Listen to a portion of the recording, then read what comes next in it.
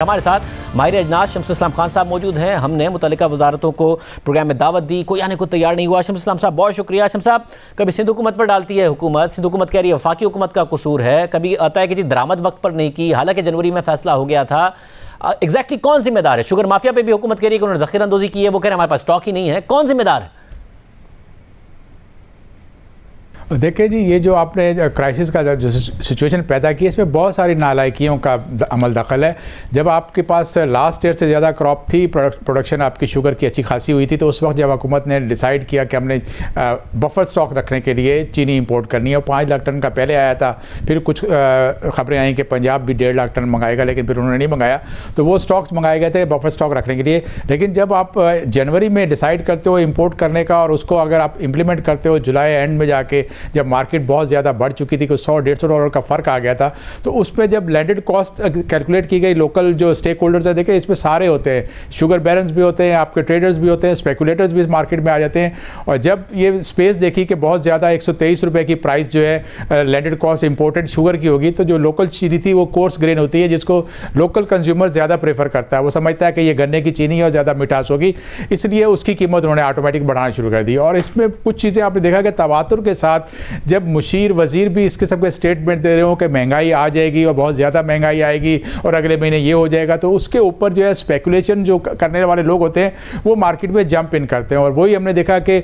With in 2 weeks जो है, जब मार्केट 98 की थी, उससे बढ़ के कोई 142 रुपये की कल जो है एक्स मिल तक का रेट गया है। उसके बाद फिर मार्केट गिरना शुरू हुई है, तो एकदम से 10-12 रुपये गिर गए हैं। आज 130-31 रुपये की पोजीशन है इस वक्त एक्स मिल की।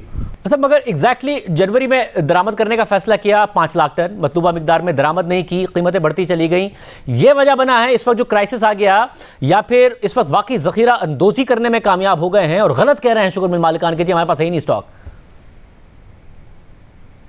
देखें जी, एक ऑन गोइंग आपकी एक तो टसल तो चल ही रही थी ना कि आपका जो CCP ने उसके ऊपर कोई फ़ाइन भी किया शुगर मिल्स के ऊपर, फिर कुछ इनकम टैक्स के डिमांड नोटिस भी इशू हो गए, तो वो सारी चीज़ें थी, तो इसके ऊपर जो है रिएक्ट तो करना था। इनको चाहिए था अगर इंटरवेंशन करनी थी तो जनवरी में डिसाइड किया था, जनवरी के फेब में या जनवरी में स्टार्ट कर लेते टेंडर का प्रोसेस। उस वक्त लाइफ फ्यूचर पर जो है 390 की प्राइस चल रही थी, और अगर आप मैक्सिमम थोड़ा सा आगे पीछे डिले भी करते तो आपको $400-450 की आपको चीनी मिल जाती।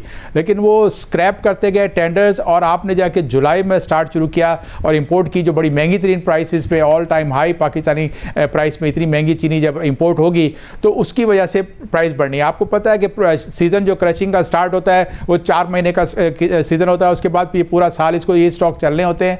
हर साल एंड स्टॉक्स जो होते हैं, जो आपके क्लोजिंग स्टॉक्स होते हैं, वो कम होते हैं। लेकिन इस दफ़ा क्योंकि उनके पास जवाब था मार्केट प्लेयर्स के पास कि मार्केट में जो गवर्नमेंट ने इंपोर्ट की चीनी वो महंगी है और इतनी बड़ी सब्सिडी का अमाउंट जो है वो नहीं दे सकेंगे, जिसकी वजह से उन्होंने कीमतों को बढ़ाना शुरू किया। और रोज़ाना की बुनियाद पे मैं तो ये देख रहा हूँ कि फर्स्ट टाइम मेरी लाइफ में ऐसा हुआ है कि दिन में जो है घंटों के हिसाब से प्राइस चेंज होती रही है, और हर घंटे 2 घंटे के बाद उन्होंने देखा कि 135 पे शुरू हुई और 142 पे जाके रात को बंद हुई। तो ये कभी भी ऐसा मैंने नहीं देखा। ये बताइए, जितनी दरामद हो गई थी, अब आज कह रहे हैं कि 1,30,000 टन का हमारे पास स्टॉक मौजूद है, तो क्या जितनी इन्हें सप्लाई करनी चाहिए थी मार्केट में सही वक्त पर की गई या नहीं की गई? कल शौकत साहब ने कहा कि मैंने उनसे कहा कि फ्लड कर दें मार्केट में, क्या नहीं किया था वक्त पे जिसकी वजह से कीमतें बढ़ गई?